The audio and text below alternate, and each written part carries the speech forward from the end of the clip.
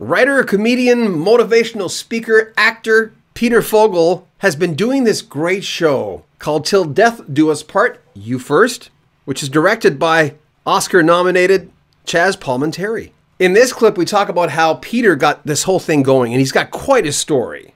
And it goes without saying that he's a really funny guy, but an inspirational guy as well.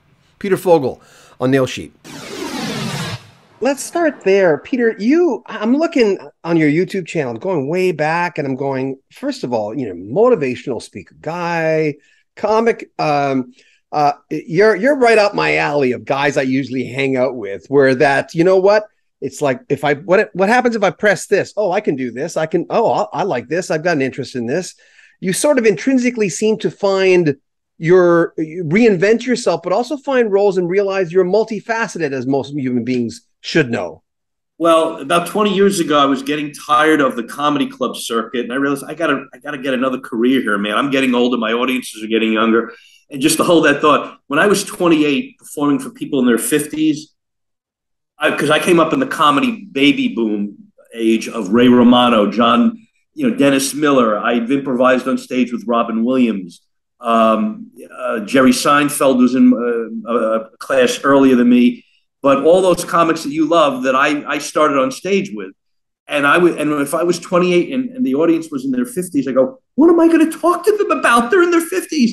Now that I'm a comedian of a certain age, millennials, I go, I have nothing to talk to them about. They're woke. They take things offensively. They don't know sarcasm is not in their DNA. It's just the cycle of life. As we become the thing we fear, we look at the younger guys and I go, man, Bill Maher, I came up with Bill Maher. He does a whole thing on attacking the millennials. You're ruining comedy. It's a joke. It's not going to poke out an eye. Relax. So about 20 years ago, I became a copywriter. I took a correspondence course learning how to become a copywriter. Then I wrote some books on career reinvention. Then I was teaching copywriting.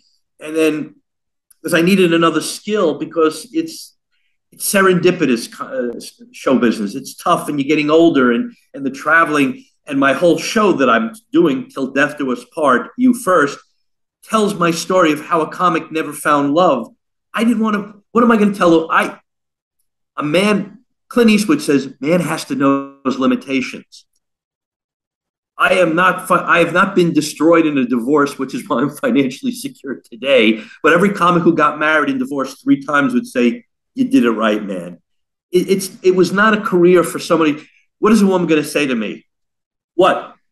We have plans to be with, John and Joanna next weekend going out to dinner. No, I'm in Ho-Ho's Comedy Hut in Cleveland. What are you talking about? It's not a life. I was sparing someone the craziness of what I do back then. So I became a copywriter. I got clients. I wrote direct response. And then years later, I was still doing stand-up, but kind of like a secondary career and working on being a writer. Then I became an author. I wrote 2 best-selling books, If Not Now, Then When, Stories and Strategies of People Over 40 who successfully reinvented themselves. Then I wrote another book called Reboot Your Career, 27 Ways to Reinvent Yourself in the Workplace. So I became a motivational speaker on humor and in the workplace and teaching people how to change careers. And then like Al Pacino, I tried to get out. It pulled me back in. So I became this touring star of my mother's Italian, my father's Jewish, and I'm in therapy. And I toured around that for the country for 10 years. So I took my background as a stand-up comic and as a trained actor. I trained as an actor. I went to acting school in Purchase, New York, with some very famous people that went on to be Stanley Tucci, Academy Award nominated actor, Ving Rhames on Mission Impossible, Melissa Maleo. I was a little older. I wasn't in her class, but I went at what's his name? Steven Weber from Wings was in my acting school. I was older than him. He was a freshman, and we connected many years ago back in LA. So I was trained as a professional actor. I worked at the Second City in Chicago. I was in their touring company for a short time. But everything I've taken, my voiceover career, I was also the ring around the collar man for Whisk detergent. I could send you a commercial if you want to see me as the ring around the collar for commercial. And here's a funny story, which will take us up. I'm auditioning for A&W Root Beer.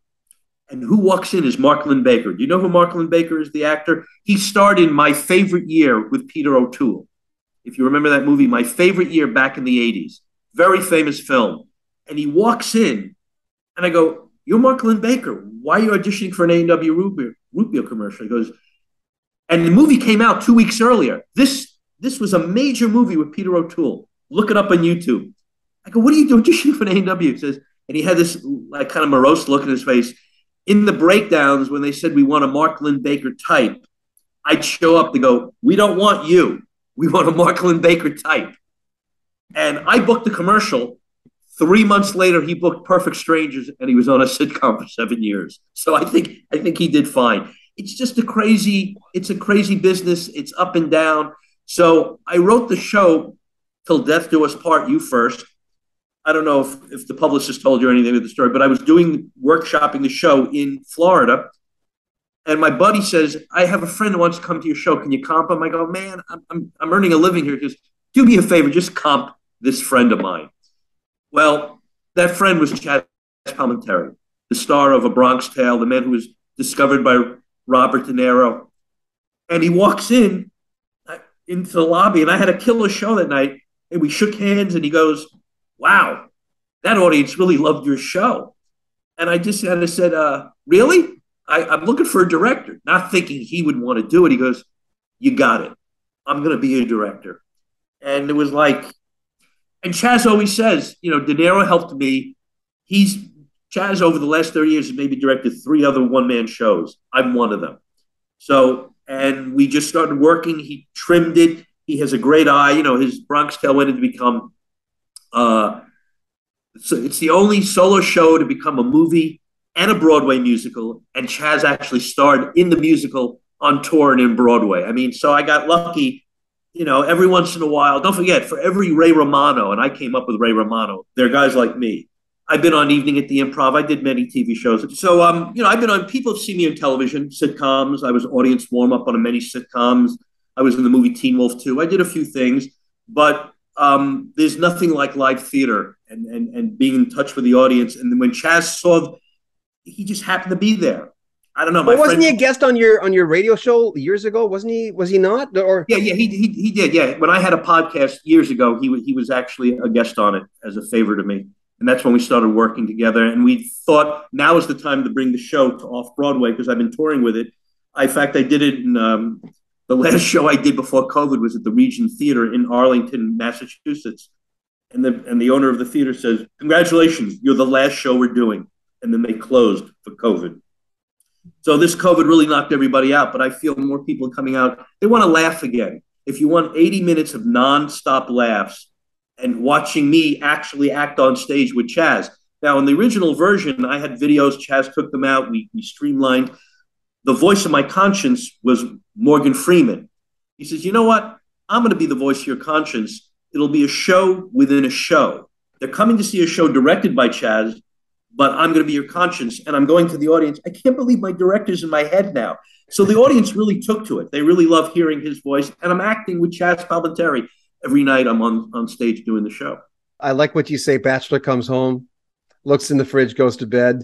Married guy comes home, looks in the bed.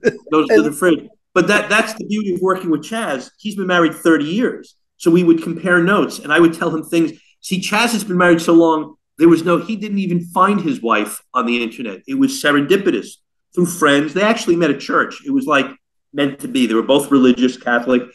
Where do people meet? In the internet. So I do a lot of bit about internet dating, which is why when I have baby boomer divorcees coming to the show, they go, "Oh my God, this is my life, going on these dates, these meet and greets, these crazy things that we're doing." And they relate to it. And that's, it's one thing to make people laugh, John, but when you reach them on a deeper level, the third level, that's when the show really vibrates. And I had, Chazz and I, we always talk about it. He goes, "I'm watching this audience. The women are elbowing the men. The men are going, you see, like," and I looked at it all once. I looked at this woman, and she's looking. The guy's laughing, and he's looking at his wife, and she has that look on her face because I'm bringing everything about their life. Because I lampoon. I'm trying to figure out what is the big thing about marriage. It's a piece of paper. Why does she? Because the show is written when I was dumped by my girlfriend on Valentine's Day. Can you imagine a woman breaking up with her boyfriend on Valentine's Day? And that was the kickoff of the show. And I said, I got to put this in a show about my love life. It's very difficult out there. And I tell the audience, if you're with your significant other, you have and if you came to the show, you must be. You've dodged the bullet. You've broken, because it gets harder and harder as you get older to date when you're a person of a certain age. It's one thing when you're in your 20s, right, John? It's craziness. It's hormonal. You're dating. You're not even thinking. You're living in the present. You're not even thinking about the future. And the show is about past, present, future. Chazz comes and tells me, if you want to connect with the girl of your dreams that just dumped you, you got to learn by your mistakes. So the whole show is a hero's journey. I told Chazz this one story. Hand to God. Woman says to me on a meet and greet, she says, I want you to know something.